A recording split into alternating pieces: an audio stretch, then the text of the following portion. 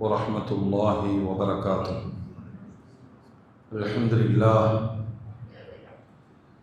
لله رب العالمين، والعاقبة للمتقين، والصلاة والسلام على رسوله سيدنا محمد وعلى آله وصحبه أجمعين.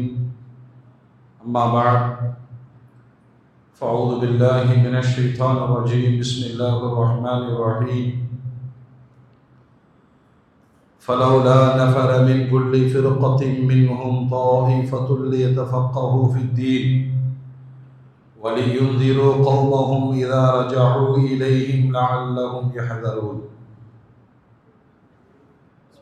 وقال النبي صلى الله عليه وسلم: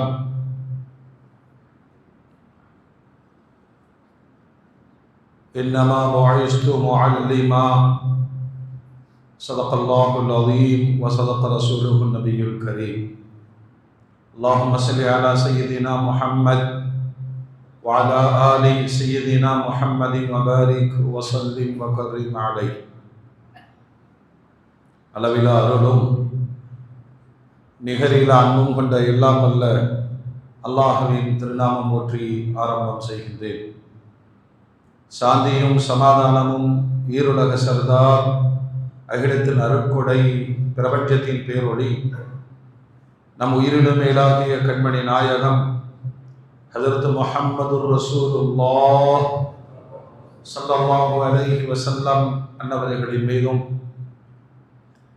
அன்னாரின் அடிச்சுவற்றை பின்பற்றி வாழ்ந்து வழிகாட்டிய உத்தம சத்திய சஹாபாக்கள், தாபியீன்கள், தபஅத் தாபியீன்கள், அவுலியாக்கள், நாதாக்கள், ஷுஹதாக்கள்,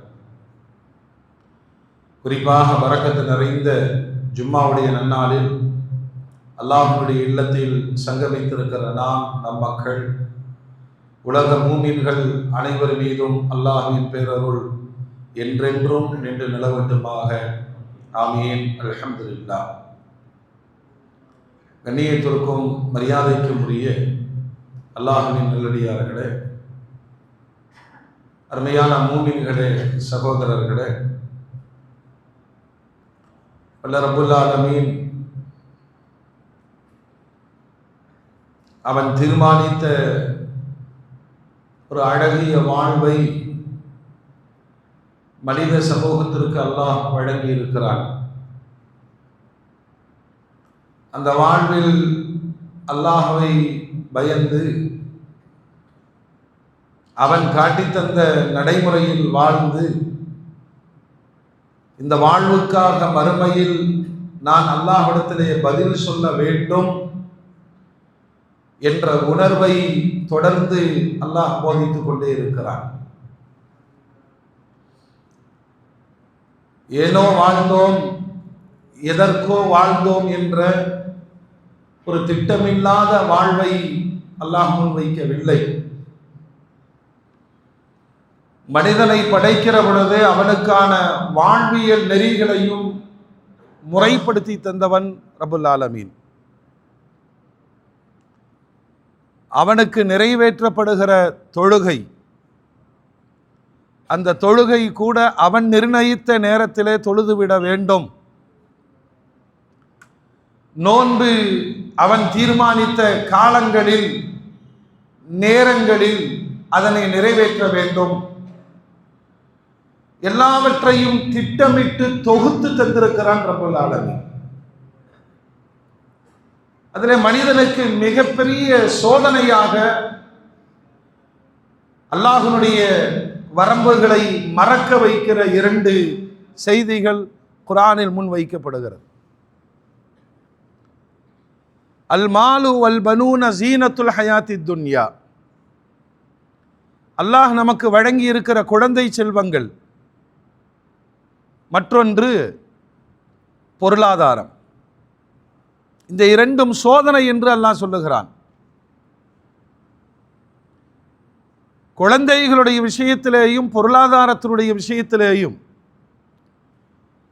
முறையான அறிவும் அனுபவமும் இல்லாமல் வாழ்வோம் என்று சொன்னால் மிகப்பெரிய கை சேதத்தை சந்திக்க வேண்டியது வரும் என்பதை நடப்பு வாழ்க்கையில் நாம் அனுபவித்துக் கொண்டிருக்கிறோம். ஒரு பக்கம் பணத்தை தேடியே ஓடுறாரு, தன்னுடைய குழந்தைகளுடைய வளர்ப்பு வார்ப்பு குறித்து கவலைப்படாமல் பாதை மாறுகிற பொழுது அவர்களை குறித்து கவலைப்படுகிற பெற்றோர்கள் சமூகத்தில் நிறைய உண்டு. குழந்தைகளின் மீது கவலையும் அக்கறையும் கொண்டவர்கள் பொருளாதார நிலைப்பாட்டில் முறையற்று வாழுகிற பொழுது அதில் ஏற்படுகிற கசப்புகளையும் அனுபவிக்க வேண்டிய நிர்பந்தம் அவர்களுக்கு இருக்கிறது. குர்ஆனில் ரப்புல் ஆலமீன் இந்த பொருளாதாரமும் குழந்தைகளும் அலங்காரம் என்று அல்லாஹ் அடையாளப்படுத்துகிறார். இது விஷயத்திலே ஒரு மூமினாக அதில் கவனிப்பு செலுத்தாத பட்சத்தில் ஏற்படும் சங்கடங்கள் தவிர்க்க முடியாது. சாதாரணமா சொல்லுவாங்க, கண்கட்ட பிறகு, அது சொல்லக்கூடாது, எல்லாமே முடிந்த பிறகு அப்படி அல்ல, அதை தொடங்குகிற பொழுதே கவனிக்கணும். அல்லாஹ் எனக்கு குழந்தை செல்வங்களை தந்திருக்கிறான், அவர்களுடைய முதல் ஆசிரியனே நான் தான், தந்தை. என்னிடத்தில் அல்லாஹ் பொருளாதாரத்தை சம்பாதிக்கிற வழியை தந்திருக்கிறான். நான் அல்லாஹ்ட்ட பதில் சொல்லணும், இதை எப்படி சம்பாதித்தேன், எப்படி செலவழித்தேன். இந்த ரெண்டும் ஒரு மனிதனுடைய வாழ்க்கையின் மிக மிக முக்கியமானது. அதற்கு அலி ரலியல்லாஹு அன்ஹு அவர்களிடத்தில் கேட்கப்பட்டது, நீங்க மிகப்பெரிய அறிவாளி, பெருமானாரினால் அடையாளப்படுத்தப்பட்ட அறிவின் திறவுகோல், இந்த காசு பணம் கல்வி, இந்த ரெண்டை பத்தி கொஞ்சம் சொல்லுங்களேன். அதற்கு அலி ரலியல்லாஹு அன்ஹு சொல்வார்கள், காசு சம்பாதிக்கிற பாதையில நீ பயணித்தால் நல்லா புரிஞ்சுக்கோ, அதை பாதுகாக்க வேண்டியதும் உன்னுடைய பொறுப்பில் வரும். காசுன்னு ஓடுவோம், ஒரு காலத்தில் இந்த காசை என்ன செய்யறதுன்னு கேட்போம், பிறகு மீண்டும் அதன் பின்னால் ஓட வேண்டியது வரும். சம்பாதிக்கிற ஒவ்வொரு பொருளாதாரத்தையும் நீதான் பாதுகாக்க வேண்டும். அதே நேரத்தில் முறையான கல்வியை நீ கற்றுக்கொள்வாய் என்று சொன்னால் அது உன்னை பாதுகாக்கும். அதற்கு அலி ரலியல்லாஹு அன்ஹு சொன்னார். எவ்வளவு அறிவுபூர்வமான பாடம் இது! கற்றார் சென்ற இடமெல்லாம் அவங்களுக்கு மட்டும்தான் அந்த சிறப்பு கிடைக்கும். அந்த சிறப்பை பெறணுங்கிறதுக்கு செலவழிக்கிறாங்க பாருங்க. காசை கொடுத்து டாக்டரேட் வாங்குவான், அதுக்கு டாக்டர் ஆயிருந்தா பலகீனம். இந்த காசு ஒரு மனிதனை பாடாய்படுத்திவிடும். அளவா இருக்கிறது நல்லது. அதனுடைய ஆழத்தை புரிய வைக்கிறார்கள். கல்வி உன்னை பாதுகாக்கும், காசை நீ பாதுகாக்க வேண்டியது வரும். இரண்டாவது சொன்னார்கள், காசே குறிக்கோள் என்று வாழ்ந்தால் எல்லா இடத்திலும் நீ கைகட்டி நிற்கணுங்கிறார். எல்லா இடத்திலேயும் பெரிய முதலாளிங்க, அவரை விட பெரிய முதலாளியை பார்க்கிற பொழுது கைகட்டி தான் நிற்கணும்.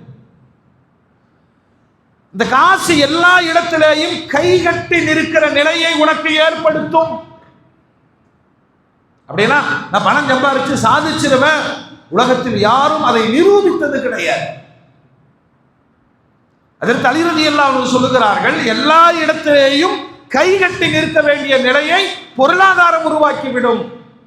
ஆனால் முறையான கல்வியை நீ கற்றிருப்பாய் என்று சொன்னால் எல்லா இடத்திலேயும் தீர்ப்பு சொல்லுகிற இடத்தில் அது உன்னை நிறுத்தும்.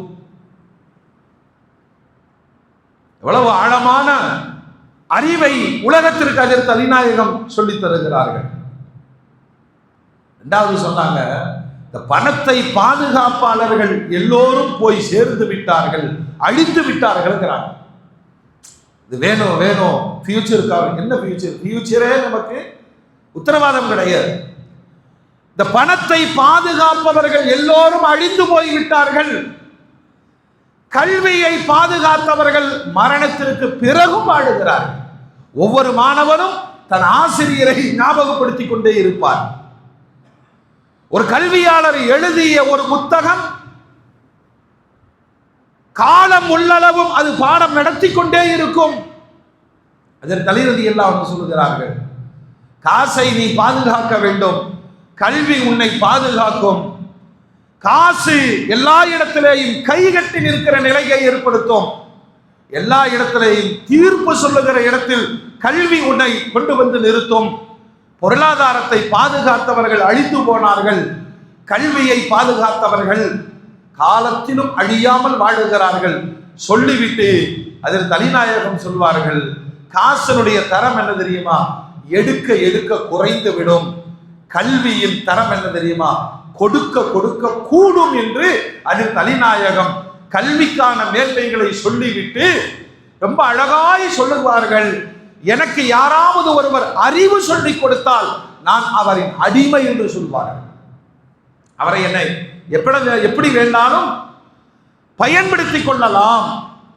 இவ்வளவு தூரம் அதற்கு ரலியல்லாஹு இந்த சமூகத்திற்கான மிகப்பெரிய வழிகாட்டுதலை சொல்கிறார்கள். காசு தேவை, காசு தேவைங்கிற இடத்திலேயே ஓடிட்டு இருந்தா அது தேவையாகவே இருக்கும்.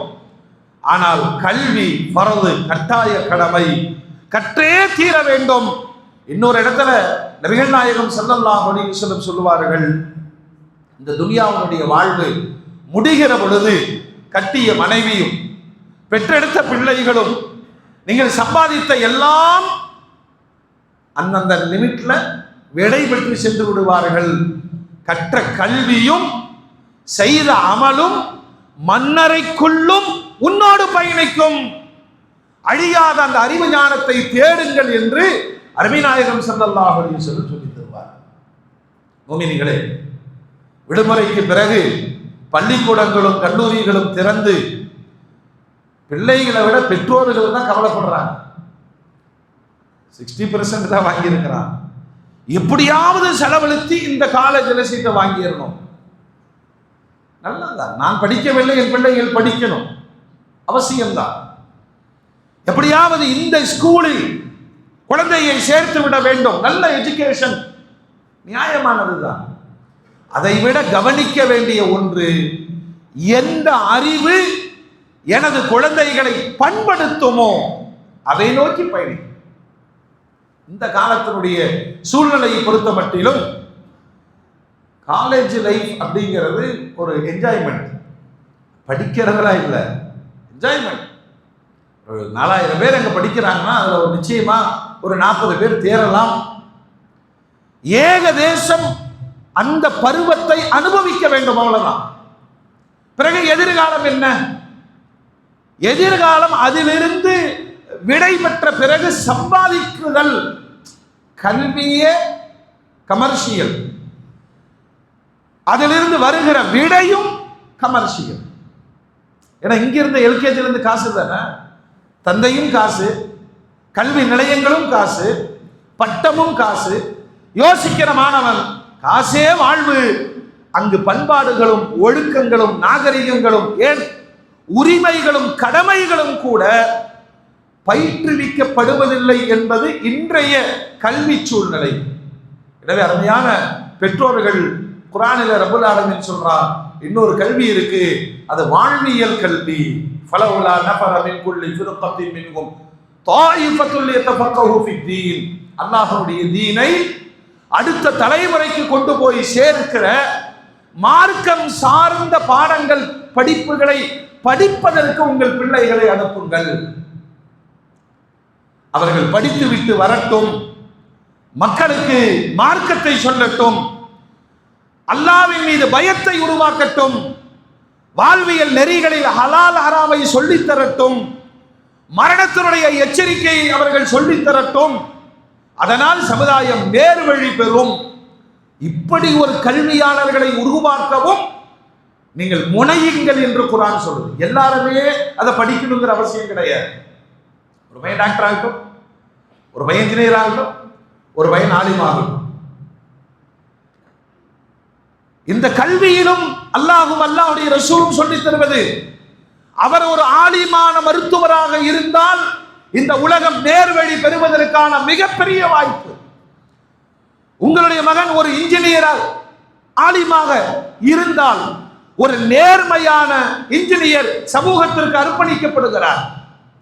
இந்த கல்வி அந்த கல்வின்னு குர்ஆன் சொல்லிய பண்படுத்தும் அறிவு. பெருமானார் ஒரு வார்த்தை தான் சொன்னாங்க, நீங்க எங்க இருந்தாலும் சரி, எப்படி இருந்தாலும் சரி, அல்லாஹ்வை பயந்து கொள். ஏதாவது ஒரு பள்ளிவாசல்ல கல்லூரி மாணவர்கள் எல்லாம் லொஹர் தொழுகைக்கு ஜமாத்திற்கு வந்தால் எவ்வளவு நன்றாக இருக்கும், ஆசையா தான் இருக்கு இல்லையா? எங்காவது ஒரு இடத்தில் கல்லூரி முடிந்து போகிற மாணவர்கள் அசருடைய தொழுகையை ஜமாத்தோடு நிறைவேற்றி விட்டு போகலாம், எவ்வளவு அழகா இருக்கும். கல்லூரி மாணவர்கள் தன்னுடைய நபியினுடைய அழகான சுன்னத்தை தாடியை வைப்பதில் கவனம் கொள்வார்கள் என்றால் அது சமூகத்தில் மாற்றம். அது எனவேதான் ரப்புல் ஆலமீன் அல்லாஹ்வை ஞாபகப்படுத்துகிற, மார்க்கத்தை நிலைநிறுத்துகிற கல்வி எல்லாம் பயனுள்ள கல்வி அப்படின்னு ஒரு வார்த்தையை சொன்னார். சும்மா இவர் பட்டதாரி, ஒரு பெரிய எஜுகேட்டர் அப்படிங்கிறது அல்ல, பயனுள்ள கல்வியை கற்றிருக்கிறார். அது சேவையாக இருக்கலாம், அமல்களாக இருக்கலாம், சமூகத்தின் மாற்றங்களாக இருக்கலாம். பொறுப்புகள் சமூகத்தில் விளம்பரம் ஆயிடுச்சு, பொறுப்புகள் எல்லாம் விளம்பரம். ஆனா அதுக்கான அந்த தகுதி இருக்கான்னு கேட்டா தகுதி இல்லை. இன்னமும் பயணிக்க வேண்டிய தூரம் நிறைய இருக்கிறது. எனவே மோமீன்களே, நல்ல ஸ்கூல்ல படிக்க வைக்கணும், நல்ல காலேஜில் சேர்த்தணும், எல்லாம் சரிதான். ஆனால் எனது பிள்ளைகள் பண்பாளர்களாக வரணும், ஒழுக்க சீலர்களாக வரணும், மார்க்கத்தை பேணி நடக்கக்கூடியவர்களாக இருக்க வேண்டும். இந்த மனநிலையை அவர்களுக்கு ஊட்டப்படுவதற்கான வழியை தேட வேண்டும் என்று குர்ஆன் முன்வைக்கிறது. அப்படி ஒரு மாற்றத்தை நோக்கி நாம் நகர்வோம் என்று சொன்னால் இந்த கனவுகள் மெய்யாகலாம். இந்த கனவுகள், ஒரு ஆலிமான டாக்டர், ஒரு ஹாஃபிஸான ஐடி ஊழியர், தவறு இல்லையே. தக்வாவுடைய கல்வியாளர்களை உருவாக்க வேண்டும், ரொம்ப போராடணும். அதே நேரத்தில் இன்னைக்கும் பாருங்க, இந்த சமூகத்தை பொறுத்த வரைக்கும் +2 முடிச்சுட்டானா வாலண்டரியா போய் தேட குரூப் தான் எடுக்கிறாங்க. சொல்றது புரியுதா? வாலண்டரியா போய் தேர்ட் குரூப் தான். நாங்கெல்லாம் எதுக்கும் செட் ஆக மாட்டோம்.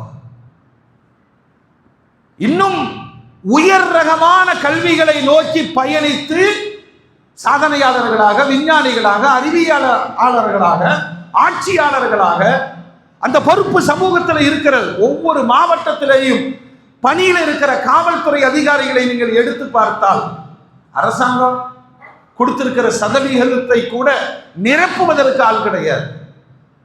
ஆயிரக்கணக்கான தரமான கல்வி சமூகம் சார்ந்தது. இந்த சமூகத்தை சார்ந்து ஒரு 4 கான்ஸ்டபிள், ஒரு 2 இன்ஸ்பெக்டர், அவர்களுக்குள்ளும் ஈமான் உணர்வுகள் இருக்குமா இல்லையா? ஒரு மூமின்களாக செயல்படுவார்களா இல்லையா? லாயர்களாக, ஜட்ஜிகளாக எங்காவது இப்படி சம்பவித்து விடாதா? உயர் கல்விகளை நோக்கிய பயணத்திற்கான மிக பெரும் வாய்ப்பு ரப்பல் ஆலமீன் இந்த உம்மத்தில் வைத்திருக்கிறார். ஏன்னா உலகத்துல 400 ஆண்டு காலம் கல்வித்துறையில் உலகளாவிய கொடிகட்டி பறந்தது இஸ்லாமிய சமூகம். எந்த துறை எடுத்துக்கொண்டாலும் சரி, ஆராய்ச்சியாளர்கள் முஸ்லிம்களாக இருந்திருக்கிறார். மருத்துவ ரீதியாக ஒவ்வொன்றுக்கும் போய் காபிர்களிடம் கைகட்டி நிற்கிற ஒரு அவலம் இருக்கா இல்லையா? அதிகாரங்கள் இல்லை, சின்ன சின்ன பசங்க கலெக்டரா வர்றாங்க. ஒரு ஆசையா இருக்கிறது, ஒரு முசல்மான் வருவாரா? போட்டி போடணும், அரசு வேலைகளுக்காக முயற்சிக்க வேண்டும். அதெல்லாம் நமக்கு செட் ஆகுது. யாராவது ஃபார்ம் ஃபில் பண்ணி ஜமாத்தை வசூல் பண்ணி அவங்க ஃபீஸை கட்டி படின்னு சொன்னால் படிப்பேன். பாஸ் ஆகிறதெல்லாம் அல்லாஹ்வுடைய கையில் இருக்கு. ஆனால் இன்னொரு சமூகம், அதிகம் விமர்சிக்கப்படுகிற ஒரு சமூகம், விமர்சனத்தை முன்வைப்பதற்கு முன்பாக அவர்களுடைய கடும் உழைப்பு அதிகார வர்க்கத்தில் இந்த சமூகம் தான் பயணிக்க வேண்டும் என்ற நெடுங்காலத்தில் அவர்கள் உலகத்திலேயே முன்மாதிரியா இருக்கிறார்களே. யூதர்களை சாதாரணமாக நாம் கணித்து விடக்கூடாது, பிராமணர்களை சாதாரணமாக கணித்து விடக்கூடாது. கடுமையான உழைப்பிற்கு பிறகு வெற்றியை பறிக்கிற இடத்தில் ஒரு சமூகம் பயணிக்கிறது என்று சொன்னால் அவர்கள் புரிந்து வைத்திருக்கிறார்கள். கல்வி மட்டும் நம்மள்கிட்ட இருந்தா போதும், எல்லாவற்றையும் காலடியில் விழ வைத்து சாதிக்க முடியும். எனவே மூமின்களே படிக்கணும். சும்மா நிறைய பேரு அவங்க சொல்லும் போதே மத்தா சொல்லுவார், டிகிரி எதுக்குங்க? இந்த கல்யாண பத்திரிக்கை அடிக்கும் போது பிஎஸ்சின்னு ஒன்று போட்டுக்குவோம். எதற்கு? யாரை ஏமாற்றுவதற்கு? பெண் பிள்ளைகள்லாம் முக்கால்வாசி அது இப்பத்த பிள்ளைகள்லாம் இந்த சைக்காலஜி தான் படிக்கிறாங்க. எத்தனை பேர் பைத்தியமாக போறான்னு தெரியல. ஆட்டு மந்தைகளை போல ஒரு சமுதாயத்திற்கு தேவையான பாதுகாப்பு நிறைய கல்விகள் இருக்கிறது. ஐஏஎஸ் அதிகாரிகளுக்கு பின்னால் இருக்கிற சாதகங்கள், அது சமூகத்திற்கு வந்து சேர வேண்டிய எத்தனையோ திட்டங்கள், அந்த இடங்களை முஸ்லிம்கள் நிரப்பாததின் விளைவு அதனுடைய நன்மைகளை பெற முடியாமல் போய்கொண்டிருக்கிறோம். ராணுவத்தில் இருக்கிற பெரும் பெரும் அதிகாரிகள் இல்லையா, ஆட்சியாளர்களை இயக்குகிற மிக பெரும் அதிகாரிகள், ஏன் அந்த இடத்துக்கு நாம் பயணிக்க முடியாது? அதனால கல்வியை கூட அதை கடந்து போகிற ஒரு செய்தியாக இல்லாமல் சமூக அக்கறையோடு அவர்களை பட்டதாரிகளாக ஆக்கினால் அவர்களின் கல்வியின் வழியே சமூகம் பயன்பெறுவதற்கு, ஆக்கப்பூர்வமான பணிகள் நடப்பதற்கு வழிவகைகள் ஏற்படும் என்று சொன்னால் அதற்கு தியாகம் செய்வதற்கு முன்வர வேண்டும். அப்படிப்பட்ட கல்வியாளர்களை உருவாக்க வேண்டியது அவசியம். அல்லாஹ் ஹிதாயத் தருவானாக. இரண்டாவது, புனிதமான ரமலான், தொடர்ந்து பக்ரீத், இதெல்லாம் நடந்து முடியுது. நடக்க வேண்டியதெல்லாம் நடக்கிறது இல்லையா? இடையிடையே நமக்கு செய்திகள் எல்லாம் வரும். குர்பானி கொடுப்பதாக சொல்லி கோடிக்கணக்கில் சுருட்டி கொண்டு ஓடிவிட்டார்கள். இபாதத்தோடு சேர்ந்து பிரார்த்தனைகளும் சமூகத்தில் எதை நோக்கி பயணிக்கிறோம்னு தெரியல. காரணம் இதுதான், இஹ்லாஸ். இந்த இபாதத்திற்கு பின்னால் இருக்கிற இஹ்லாஸ் என்பதை மறந்துவிட்டு அது சமூக கடமையாக கொடுத்தாச்சப்பா கொடுத்தாச்சு, அதெல்லாம் பிரச்சனை. அல்லாஹ் ஏற்றுக்கொண்டானா? அல்லாஹ், நான் 2 ரக்காத் தொழுகிறேன், நான் யாருக்கு தொழுகிறேன்? என் ரப்பு ஏற்றுக்கொண்டானா? இந்த அழுத்தம் இருக்க வேண்டும். கையை தூக்குறோம்ல, அதுவும் ஃபார்மாலிட்டி தான். தொழுது முடிச்சா கை தூக்கணும், அவ்வளவுதான். எப்படி கேட்கிறாரு? கொடுத்தா கொடுக்க அனுப்பணும், நான் பார்த்துக்கிறேன். அப்படியா? இவ்வளவு உழைப்புகளை செய்த இப்ராஹிம் அலைஹிஸ்ஸலாம் எல்லா இடத்திலேயும் அல்லாஹ் பிரதானப்படுத்துவது என்ன தெரியுமா? அந்த தனி மனிதரிடம் இருந்த அல்லாஹ்வின் மீதான பக்தி, தக்வா. அதனால தௌஹீதுடைய பிரச்சாரத்தில் நம்ரூத் நெருப்பு குண்டத்தில் தூக்கி எரிகிற பொழுது இந்த காலத்திலே கண்டுபிடிச்சிட்டான். கிரைன் தூரத்தில் இருந்து இப்ராஹிம் அலைஹிஸ்ஸலாத்தை நெருப்பு குண்டத்தில் தூக்கி போட வேண்டும். அங்க இன்ஜினியர் யாருன்னு கேட்டீங்கன்னா இப்லீஸ் தான். இப்லீஸ் தான். உலகம் அறிவியலை கண்டுபிடிக்காத காலத்திலேயே அறிவியல் சாதனங்களை சொல்லிக் கொடுத்தவன். பெரிய நெருப்பு குண்டம் மூட்டப்பட்டுருச்சு.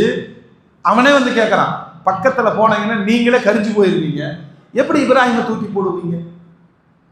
யோசிக்கலையே, நான் சொல்லித்தரவாங்க. ஒரு பெரிய பாறை, அதன் மேல ஒரு பலகை, அந்த பலகையினுடைய ஓரத்தில் இப்ராஹிமை கட்டுங்கள், மிஞ்ச நீக்குவான். இங்கிருந்து அழுத்தினால் பாய்ந்து போய் விழுவார். நமக்கு ஆபத்தில்லை, ஆபத்து அவரை மட்டுமே சூடும். அன்னைக்கு இன்ஜினியர் யாருன்னா இப்லீஸ். எல்லாம் தயார். படைத்தவன் வேடிக்கை பார்க்கிறான், மலக்குமார்களும் வேடிக்கை பார்த்து கொண்டிருக்கிறார்கள். தூக்கி எறியப்படுகிற வினாடியில் இப்ராஹிம் அலைஹிஸ்ஸலாம் வந்துட்டார். ஏதாவது ஹெல்ப் வேணுமா, உதவி வேணுமா? இப்ராஹிம் அலைஹிஸ்ஸலாம் கேட்டார்கள், அதை ரப்பு பார்த்துக்குவாங்க, அதை சொல்லுங்க. அதுதான் ஈமான். அந்த தியாகங்களை ரசிக்கிற ரப்புல் ஆலமீன். ஜிப்ரீல் அலைஹிஸ்ஸலாம் ஒரு படைப்பு தானே.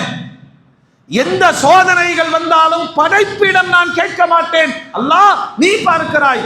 அல்லாஹ்வுக்கு என்ன? அல்லாஹ்வுக்கு என்ன? இந்த படைப்புகளை படைத்தவனுக்கு எதுவும் ஆச்சரியம் அதிசயம் கிடையாது. வினாடி தூக்கி எறியப்பட்ட பிறகு அல்லாஹ் சொல்றான், குல்னா யா நாரு கூனி பர்தன் வ ஸலாமன் அலா இப்ராஹிம். குர்ஆனுடைய வசனம். நாம் நெருப்பிற்கு உத்தரவிட்டோம். நெருப்பை படைச்சது யாரு? உத்தரவிடுறான், நீ உன்னுடைய தன்மையை மாற்றிக்கொள். கரிக்கிற, பொசுக்கிற, அடையாளமே இல்லாமல் கரிக்கட்டையா ஆக்குகிற உன்னுடைய தன்மையை நீ மாற்றிக்கொள், நீ குளிர்ந்து விடுங்கிறான். எரியப்பட்ட வினாடிகளில் இப்ராஹிம் அலைஹிஸ்ஸலாம் பூஞ்சோலைக்குள் போய் விழுகிறார்கள். அதான் குர்ஆன் சொல்லுது. இதே நிலைமை தான் நபிகள் நாயகம் ஸல்லல்லாஹு அலைஹி வஸல்லம் நடத்தி காண்பித்திருக்கிறார்கள். ஹதீஸ்ல வருது, இஸ்லாமிய பிரச்சாரத்தை மேற்கொண்டிருந்த பெருமானாரை ஏற்றுக்கொண்டவர்கள் முதல்ல ரொம்ப மைனாரிட்டியா இருந்தது பிற்படுத்தப்பட்ட மக்கள், ஜாதிய வன்கொடுமையினால் பாதிக்கப்பட்டவர்கள். அதுல ஒரு குடும்பம் இருந்துச்சு, தாழ்த்தப்பட்ட குடும்பம். யாசிர், சுமையா, அம்மார். கொடூரமாக அபூஜஹலுடைய பரிவாரங்கள் அவர்களை கொலை செய்தது. அன்னை சுமையா தான் இஸ்லாமிய வரலாற்றில் முதல் ஷஹீதா. அல்லாஹ்வுக்காக, தீனுக்காக உயிர் நீத்த ஒரு பெண்மணி. உயிர் உறுப்பில் ஈட்டியால் தாக்கி படுகொலை செய்தான் அபூஜஹல். இவ்வளவு ரணமான ஒரு வாழ்வை அவர்கள். இதுக்கு பின்னாடி இருந்தது என்னன்னா, இப்ராஹிம் அலைஹிஸ்ஸலாத்துடைய இஹ்லாஸ், அல்லாஹ்விற்காக செயல்பட வேண்டும். ஆபத்துகளை அல்லாஹ் பார்த்துக்கிறான். கணவர் யாசர் 2 ஒட்டகங்களில் 2 கால்கள் கட்டப்பட்டு 2 திக்குகளில் விரட்டப்பட்டது, இருகூறாக பிளக்கப்பட்டு உயிரை நீத்தார். பின்னால் இருந்த இஹ்லாஸ். மகன் தப்பிச்சார், அம்மார். ஆனால் பெருமானார் ஸல்லல்லாஹு அலைஹி வஸல்லம் கையறு நிலையில இருக்கார். தன் கண் முன்னால் அந்த வறியவர்கள் கொடுமைப்படுத்தப்படும் பொழுது, இஸ்பிரு யா ஆல யாசிர், யாசருடைய குடும்பமே பொறுமையா இருங்க, இப்படித்தான் சொல்ல முடிஞ்சது. தடுப்பதற்கு கூட தாக்கத்து இல்லை, சக்தி இல்லை பெருமானாருக்கு. இந்த அம்மார் தொடர்ந்து கொடுமைப்படுத்தப்படுகிறார். அல்லாஹ்வுடைய ரசூல் பாதையில் பயணிக்கிற பொழுது அம்மாரை பார்க்கிறார்கள். ஒரு மரத்தில் கட்டி வைக்கப்பட்டு நெருப்பு மூட்டப்பட்டு இருக்கிறது. கனத்த இதயத்தோடு அல்லாஹ்வுடைய ரசூல் துஆ செய்துவிட்டு நெருப்பை பார்த்து சொன்னார்கள், யா நாரு கூனி பர்தன் வ ஸலாமன் அலா இப்ராஹீம் கமா அலா அம்மார் கமா குந்தி அலா இப்ராஹீம். இப்ராஹிம் அலைஹிஸ்ஸலாத்தை எப்படி நீ கரிக்கவில்லையோ, என் தோழர் அம்மாரை நீ கரிக்க கூடாது. அல்லாஹ் ஏற்றுக்கொண்டார். நெருப்பு தன் தன்மையை இழந்தது. இவ்வளவு போராட்டங்களுக்கு பிறகு நபிகள் இப்ராஹிம் அலைஹிஸ்ஸலாம் அவர்களும் பெருமானார் ஸல்லல்லாஹு அலைஹி வஸல்லம் அவர்களும் ஒரு வார்த்தையை தவறாமல் எல்லா இடத்திலையும் பயன்படுத்தி இருக்கிறார்கள். யா அல்லாஹ், நீ சொன்னதற்காக நாங்கள் தொழுதோம், நீ சொன்னதற்காக குடும்பத்தை தியாகம் செய்தோம், நீ சொன்னதற்காக பொருளாதாரத்தை அள்ளி கொடுத்தோம், நீ சொன்னதற்காக எல்லா கொடுமைகளையும் தாங்கிக் கொண்டோம். நடந்ததெல்லாம் சரி, இப்ப எங்க தேவை என்ன தெரியுமா? இதனை நீ ஏற்றுக்கொள்ள வேண்டும் அல்லாஹ். இது நம்ம பாஷையில சொன்னா, எக்ஸாம் எழுதின ஒவ்வொரு மாணவரும் பாஸ் ஆகணும்னு எதிர்பார்ப்பாங்க. நல்ல மார்க், நல்ல ரிசல்ட் வரணும். இன்டர்வியூக்கு போனா அவனுக்கு ரிசல்ட் தெரியணும். ஒரு வியாபாரத்தினுடைய ஏலத்திற்கு போனார், அவர் சொல்றார் 3 மணிக்கு குழுக்கள். இந்த ரிசல்ட்டை மனிதன் எதிர்பார்க்கிறானா இல்லையா? வாழ்நாள் முழுவதும் செய்கிற அமல்கள் அல்லாஹ்விடத்தில் ஏற்றுக்கொள்ளப்பட்டதா? காபாவை கட்டி முடித்து இப்ராஹிம் அலைஹிஸ்ஸலாம் கையை தூக்குறாங்க, ரப்பனா தகப்பல் மின்னா. பெருமானார் குர்பானி கொடுக்கும் போது அவங்க ஓதன துஆ எப்படி தெரியுமா? யா அல்லாஹ் ஏற்றுக்கொள். சும்மா கேட்கல, இப்ராஹிம் அலைஹிஸ்ஸலாத்திடம் ஏற்றுக்கொண்டதை போல நீ என்னிடத்திலேயும் ஏற்றுக்கொள். இந்த உம்மத்தை கேட்கிறது, யா அல்லாஹ் நீ சொன்ன ஒரு குர்பானியை நாங்கள் கொடுக்கிறோம். இப்ராஹிம் அலைஹிஸ்ஸலாம் பெருமானார் ஸல்லல்லாஹு அலைஹி வஸல்லம் அவர்களிடம் ஏற்றுக்கொண்டதை போல எங்களிடத்திலேயும் நீ ஏற்றுக்கொள். மூமின்கள் அதிகமாக கவலைப்பட வேண்டிய விஷயம் இதுதான். அமல் செய்வதல்ல, இந்த அமல் அல்லாஹ்வினால் ஏற்றுக்கொள்ளப்பட்டதா, அல்லாஹ்விடம் ஏற்றுக்கொள்ளப்பட்டதா, அல்லாஹ் நிராகரித்து விடுவான? எதை பார்க்கிறான் ரப்பல் ஆலமீன்? குர்ஆன் சொல்லுது, இன்னமா யதகப்பலுல்லாஹு மினல் முத்தகீன். நீ தக்வாவுடையவனா இருந்தா, தக்வானா என்ன? என்னுடைய தொழுகை, என்னுடைய நோன்பு, என்னுடைய தர்மம், என்னுடைய நற்காரியங்கள் எல்லாம் சொல்லுங்க. இதுல எங்க பிரச்சனை வரும் தெரியுமா? முகஸ்துதி. அது தவிர்க்க முடியாது. முகஸ்துதி வரும், விளம்பர எண்ணங்கள் வரும். போன் கறி வந்துருச்சுங்களா? அவசியம் இல்லை, அவசியம் இல்லை. அவரா சொல்றாரு, 2 மாடு நாளாடு. நீ யாருக்கு கொடுத்தாயோ அவனிடம் கூலியை பெற்றுக்கொள். இதுதான் ரப்புனுடைய வார்த்தையாக இருக்கும். எதிலும் இந்த விளம்பர எண்ணம் தானாக வரும். மூமின்கள் சடங்குக்காக செய்வது நம்முடைய பொருளாதாரம், நம்முடைய நேரம் வீணாகுவதை தவிர வேறு எதுவும் இல்லை. அல்லாஹ் குர்ஆன்ல மிக தெளிவா சொல்றான்.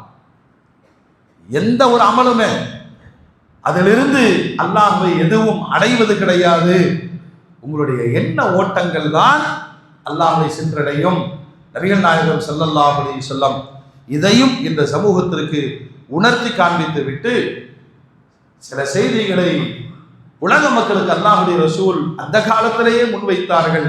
இந்த வாழ்க்கை நிரந்தரம் இல்லாதது, உத்தரவாதம் இல்லாதது. இப்பெல்லாம் காலையில் எந்திரிச்ச உடனே நீங்க வாட்ஸ்அப் பார்க்கணும், மரண செய்திகள்.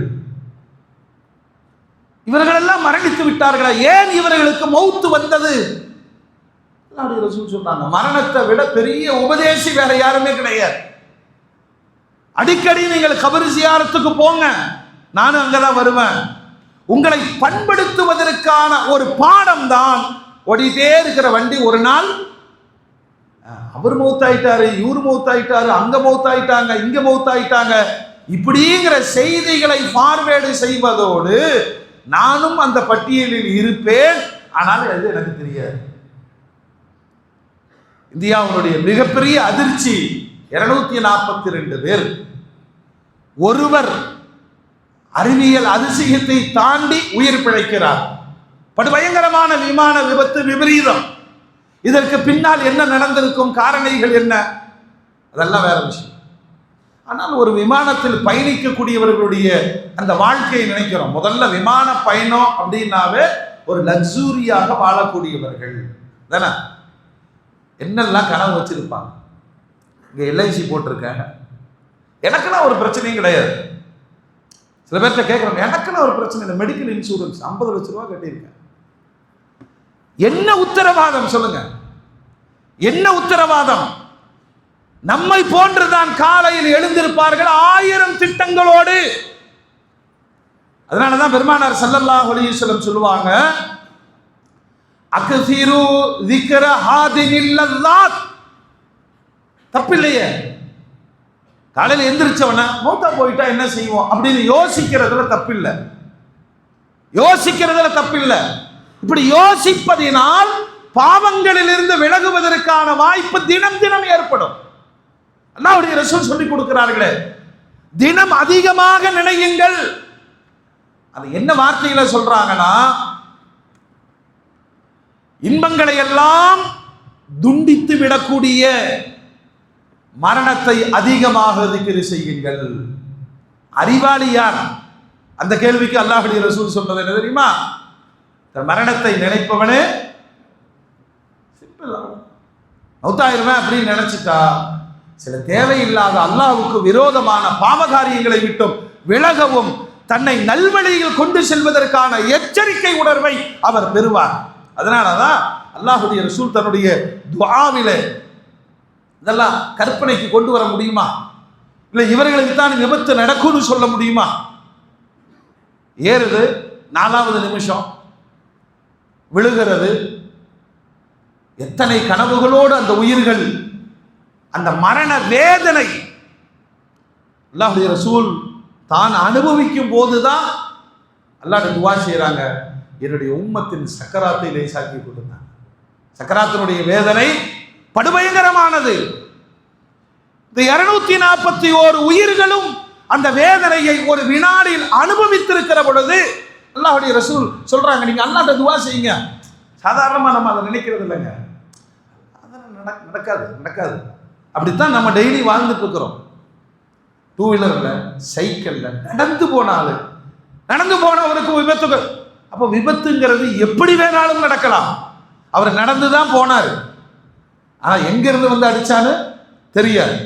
இப்போ இந்த பெருமானார் ஸல்லல்லாஹு அலைஹி வஸல்லம் பாருங்க, நீ சைக்கிள் ஓட்டு, நடந்து கூட போ, அல்லது பைக்கில் போ, காரில் போ, ரயிலில் போ, விமானத்தில் போ. சில பேர் இப்படிலாம் சொல்லுவாங்க, ட்ரெயினில் போயிட்டோம்னா பிரச்சனை இல்லைங்க, கேரண்டி. என்ன கேரண்டி? 2 ட்ரெயினும் மொத்தமாக அடித்து 4000 உயிர்கள் ஸ்பாட்ல போகும். எதுக்கும் உத்தரவாதம் கிடையாது. உத்தரவாதத்தை அல்லாஹ்விடம் கேளுங்கள். நீ வண்டியில ஏறி உட்கார செகண்ட் சுப்ஹானல்லதி சக்கர லனா ஓதனத்தன வரும். நம்ம அப்படியே நம்ம பயங்கரமான ஆளு வண்டி ஸ்டார்ட் பண்ணி வந்துடுற மச்சான் 2 நிமிஷத்துல வந்துடுறோம். சின்ன வார்த்தை பிஸ்மில்லா சுப்ஹானல்லதி சக்கர லனா ஹாதா வமா குன்னா லஹு முக்ரினீன். இந்த வாகனத்தை எனக்கு வசப்படுத்தி தந்தாய் அல்லாஹ், உன்னையே நான் புகழுகிறேன். அடுத்து அல்லாஹ்வுடைய ரசூல் சொல்றாங்க, இப்படி கேட்டுக்க, அல்லாஹும்ம இன்னி நஸ்அலுக ஃபீ ஸஃபரினா ஹாதா அல் பிர்ர வ தக்வா. யா அல்லாஹ், இந்த பயணத்துல எனக்கு நல்லது நடக்கணும். ஏன்னா நம்ம நல்லதுக்கு போகலாம். ஒரு யதீமான குமருடைய திருமணத்தில் கலந்து கொள்ள போகிறேன், ஒரு உபகாரம் செய்ய போகிறேன். இதை என்னுடைய ரப்பிடம் நான் சொல்லுகிறேன். என் ரப்பு எனக்கு சொல்லுங்க உதவி செய்வான். அங்கே வந்துடும். தப்பான காரியத்துக்கு போகக்கூடாதுங்கிறது உணர்வு வந்துவிடும். ஒரு சின்ன துவா. அடுத்து அல்லாஹ்வுடைய ரசூல் சொன்னாங்க, நான் ஒரு ஓரமா நான் இங்க இருக்கிற 2 கிலோமீட்டருக்கு தான் போறேன். வேண்டாம், கேற்று அல்லாஹும்ம இன்னி நஅஊது பிக மின் மஅசாஇ ஸஃபர். பிரயாணத்தில் ஏற்படும் கஷ்டங்களை விட்டோம் யா அல்லாஹ் என்ன பாதுகாத்து. என்ன வேணாலும் நடக்கலாம். திடீர்னு பெட்ரோல் தீந்துரும், திடீர்னு டயர் வெடிக்கும், என்ன வேணாலும் நடக்கலாம். ஆனால் நடத்தி வைக்கிற ரப்பை துணைக்கு அழைக்கிற பொழுது அவன் பாதுகாப்பு. அவன் எப்படி பாதுகாக்கிறான்? 241 உயிர்களை கைப்பற்றிய ரப்பு ஒரு உயிருக்கு மட்டும் கொஞ்சம் ஒரு பாடம், ஒரு எச்சரிக்கை. நான் நினைத்தால் எதுவும் நடக்கலாம். 600 அடி உயரம், எதுவும் நடக்கலாமா இல்லையா? அவனுடைய கையில் சகலமும் இருக்கிறது. ஆனால் நீ ஒரு அடிமையாக நடந்து கொள். பெருமானார் ஸல்லல்லாஹு அலைஹி வஸல்லம் அல்லாஹ்ட்ட கேட்கறாங்க, உம்மத்துக்கு சொல்லி கொடுத்தாங்க, நீங்க இப்படி அல்லாஹ்ட்ட கேளுங்க, அல்லாஹும்ம இன்னி அஊது பிக மின் ஃபுஜாத்தில் மௌத். யா அல்லாஹ், திடீர் மரணங்கள் வேண்டாம். இப்போ இதுல முஸ்லீம், காஃபிர், நஸ்ரானி, யஹூதி, லண்டன்காரன், இந்தியன்காரன் ஏதோ இருக்கா? எல்லாம் உயிர்கள் தானே. அது எப்பொழுதும் பறிக்கப்படலாமா இல்லையா? ஆனால் பெருமானார் சொல்றாங்க, அது அவனுடைய அதிகாரம். நீ அவன்கிட்ட கேளு, திடீர் மரணத்தை தந்து விடாதே அல்லாஹ். ஒரு வரலாறு உங்களுக்கு தெரியும். அப்துர் ரஹ்மான் இப்னு அவுஃப் ரலியல்லாஹு அன்ஹு பெரிய கோடீஸ்வரர், பெரிய சமுதாயத்தின் மீது அக்கறை கொண்ட கொடை வள்ளல். வருவாங்க, பிரயாணத்துக்கு போகும் பொழுதெல்லாம் பெருமானாரிடம் சொல்லிவிட்டு துவா செய்து விட்டு துவா பெற்று கொண்டு போவாங்க. போயிட்டு நல்ல விதமா வாங்க, அந்த வார்த்தைகளை நம்பினார். நல்ல விதமா வாங்க. எத்தனை வீட்டில் இந்த காட்சிகள் நடக்குது. தாய் தகப்பனிடம் சொல்லிட்டு நீ மதுரைக்கு போனாலும் சரி, ஜப்பானுக்கு போனாலும் சரி, பிறருடைய துஆ பெரிய பங்களிப்பு. அப்படி சபை கூட்டி சீரணி வச்சு துஆ ஓதணும் இல்ல, நல்ல விதமா போயிட்டு வாப்பா, அல்லாஹு லா இலாஹ இல்லல்லாஹுல் ஹய்யுல் கய்யூம், அல்லாஹ் உன்னை பாதுகாக்கட்டும். அவ்வளவுதான். முஃமின்களே, இந்த முறை பயணம் மேற்கொள்கிற அப்துர் ரஹ்மான் இப்னு அவுஃப் எல்லாமே விடைபெறுதல் நடக்கிறது. பெருமானாருடைய கண் கலங்குகிறது. எப்பயும் சொல்ற வார்த்தை சொல்லல, போயிட்டு நல்லவதான் தான் சொல்லல. இதை கவனிக்கிறார்கள் சஹாபாக்கள். அவர் போயிடுறாரு. யா ரசூலுல்லாஹ், வழமைக்கு மாற்றமாக இருக்கிறது. வரமாட்டாரப்பா. அல்லாஹ்வுடைய ரசூல் சொல்றாங்க, இதுதான் அவருடைய கடைசி பயணம். இது நடந்த சம்பவங்கள். ஆனால் போய் பிரயாணங்களை முடித்து விட்டு நல்ல வருவாயோடு நாடு திரும்பி சந்தோஷமாக பெருமானாரை வந்து சந்திக்கிறார்கள். அல்லாஹ்வுடைய ரசூலுக்கு ஆச்சரியம். கேட்க முடியுமா, நீ போக வேண்டிய ஆள் எப்படி வந்தேன்னு கேட்க முடியுமா? நம்ம தான் சில பேரை நக்கல் நையாண்டி பண்றோம்னு சொல்லிட்டு இப்படி எல்லாம் பேசுவோம். அல்லாஹ்வுடைய ரசூல் அப்படி பேசி அப்படி மெதுவாக கேட்கறாங்க, என்ன ஏதா வித்தியாசமா நடந்ததா, எப்படி பயணங்கள் எப்படி இருந்தது? இப்பதான் அவங்க மனம் திறக்கிறார்கள். யா ரசூலுல்லாஹ், எல்லாம் முடிஞ்சது, நல்ல விதமா போயிட்டு வருகிற வழியில ஒரு இடத்துல தங்க வேண்டியது இருந்தது. அபயம் கேட்டு, பாலைவன பிரதேசமா இல்லையா, ஒரு கிழவி, வறுமையான குடும்பம், நான் இங்க தங்கிக்கிறேன், கொஞ்சம் சாப்பாட்டுக்கு ஏதாச்சும் கொடுங்க. உதவினார்கள்.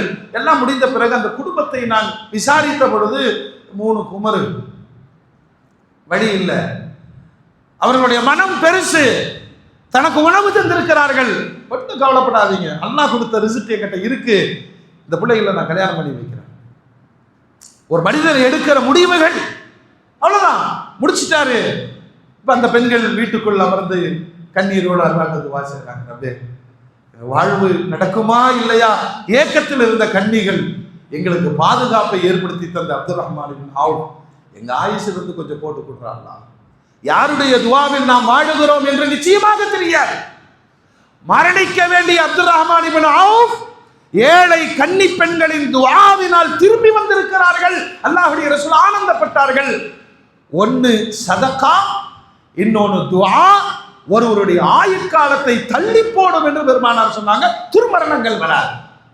ஒரு ஹதீஸ்ல சொல்றாங்களே சதகத்து துத்ஃபிஉ,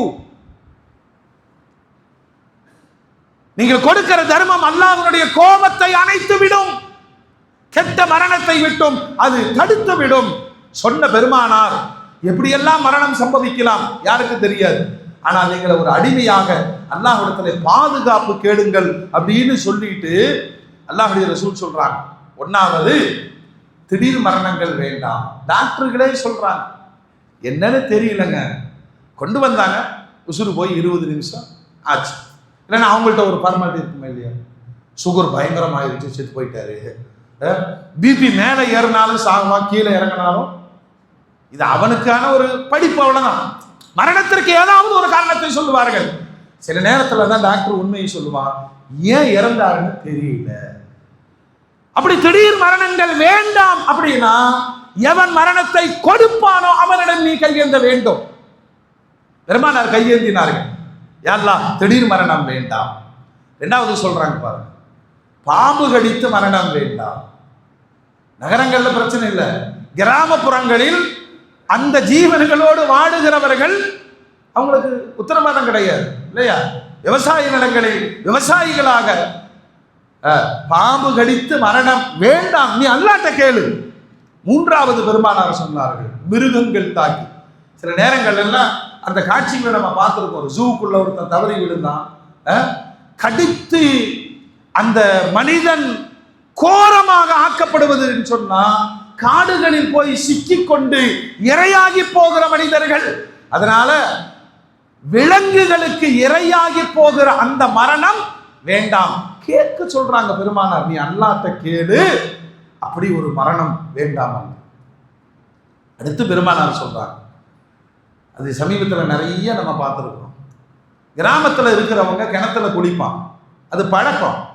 குளத்துல குளிப்பான், அது நகரத்தில் உள்ளவன் ஹவுஸில் தான் வாழ்ந்துட்டு இருக்கிறான், அள்ளி ஊற்றி வாழ்ந்துட்டு இருக்கிறான். ஆனால் ஆசை என்ன செய்யறதுன்னா ஏதாவது ஒரு ஆற்றுல குளிப்போம். நீச்சல் தெரியாது, அந்த நீர் நிலைகளுடைய தன்மை தெரியாது. எவனா குதிக்கிறான், அங்கிருந்து குதிச்சு கூட்டமா மொத்த போயிடுவாங்க. அல்லாஹ்வுடைய ரசூல் சொல்றாங்க, நீரில் மூழ்கி இறத்தல் அது ஒரு துர் அடையாளம் தான். ஷஹீதுடைய அந்தஸ்து கிடைக்கும், அது வேற. ஆனால் அப்படி ஒரு மரணம் என் வாழ்வில் சம்பவிக்க வேண்டாம். அல்லாஹ்வுடைய ரசூல் கேட்கிறாங்க, கரிந்து போய் மரணித்து விடுதல். அடையாளமே தெரியாதுல்ல, பேப்பர்ல போடுவான், அடையாளம் தெரியாத பிணம் கண்டெடுக்கப்பட்டது.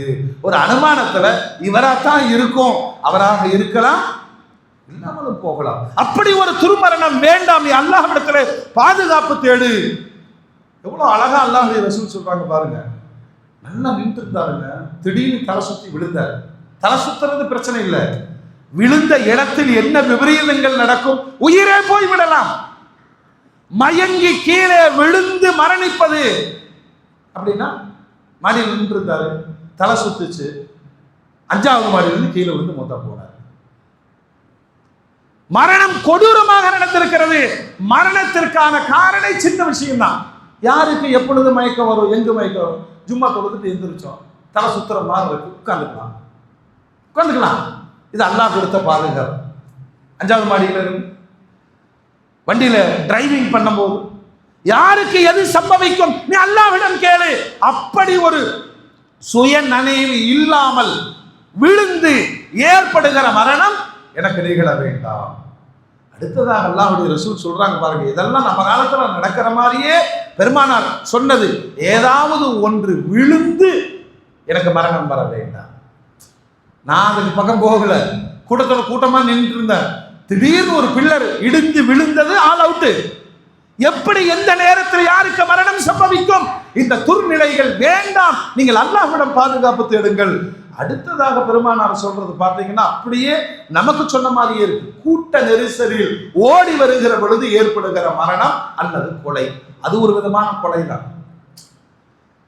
சும்மா தொழுகிறோம், 500 பேர் 1000 பேர் ஒன்னா சேர்றோம், அழகா கலைஞ்சு போலாம் இல்லையா? இது மார்க்கம் சொல்லி கொடுத்த மரபு. எந்திரிச்சு கும்பல ஓடனா என்ன ஆகும்? ஒரு வயசானவர் தடுமாறி விழுவார், விழுபவரை ஏறி மிதித்து ஓடுவார்கள், அது கொலைன்னு தான் பெருமானார் சொல்லுகிறார்கள். அப்படி கூட்ட நெரிசலில் ஓடி போய் விழுந்து கொலையாகி பலியாகுவது எனக்கு நடக்க வேண்டாம் அல்லாஹ். அதனாலதான் நீங்க எப்பயுமே அல்லாஹ்ட்ட கேளுங்க, யா அல்லாஹ் நல்ல மரணத்தை கொடு, நல்ல மரணத்தை கொடு. அது எப்படி இருக்கணும்னா, துனியாவுடைய என் காரியங்கள் குறித்து நான் உணரணும்.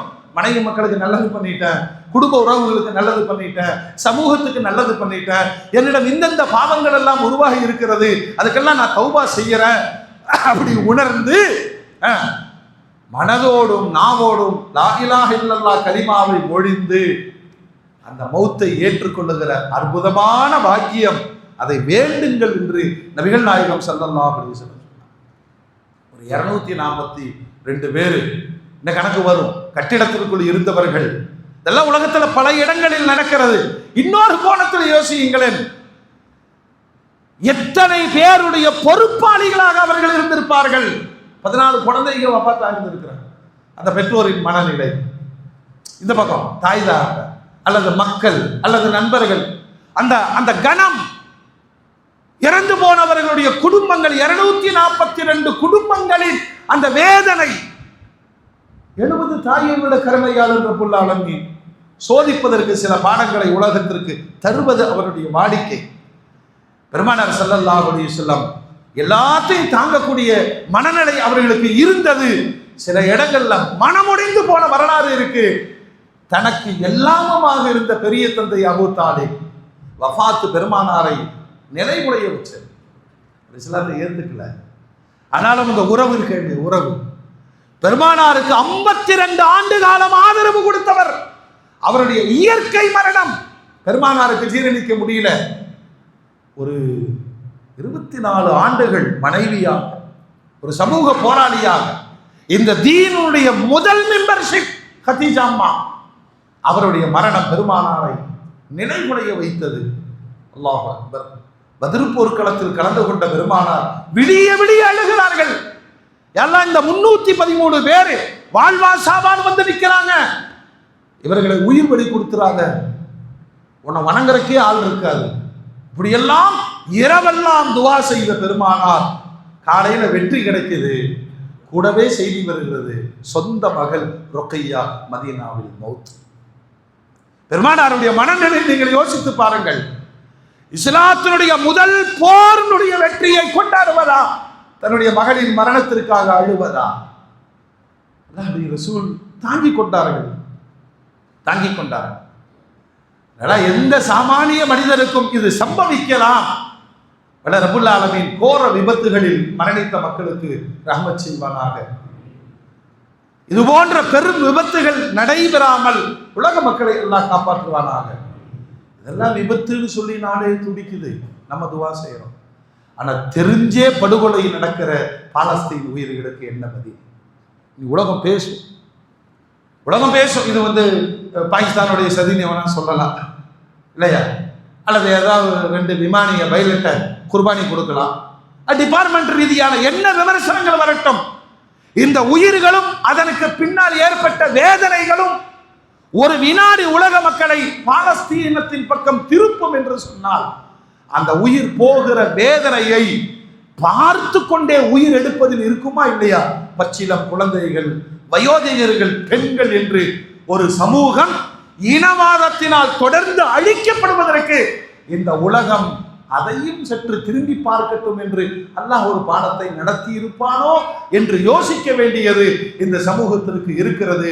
வல்ல ரப்புல் ஆலமீன் பெருமானார் துஆ செஞ்சாங்க, அல்லாஹ் நல்ல அமல் செய்யறதுக்கு என் ஆயுளை நீட்டித்தார். நாமும் துஆ செய்வோம், யா அல்லாஹ் நல்ல அமல் செய்வதற்கு எங்கள் ஆயுள் காலத்தை நீடித்துத்தா, கோர மரணங்களை விட்டும் எங்களை பாதுகாத்து விடு, நீண்ட ஆயுளோடும் நல் அமல்களோடும் அடுத்த தலைமுறைக்கு தீனை கொண்டு போய் சேர்க்கிற கடமையை செய்துவிட்டு அல்லாஹ் விரும்புகிற பெருமானார் விரும்பிய அந்த நல்ல முடிவின் மரணத்தை அல்லாஹ் நமக்கு நசீபாக்கி தருவானாக. வாஹிரு தஅவானா அல்ஹம்துலில்லாஹி ரப்பில் ஆலமீன்.